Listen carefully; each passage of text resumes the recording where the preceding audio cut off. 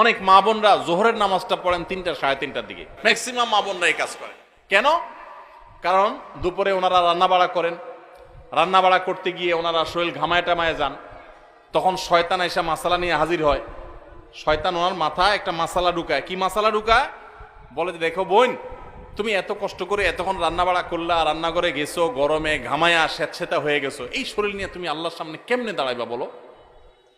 তো এবার বোন শয়তানরে জিগায় মনে মনে আর কি, তাহলে কি করতে হবে?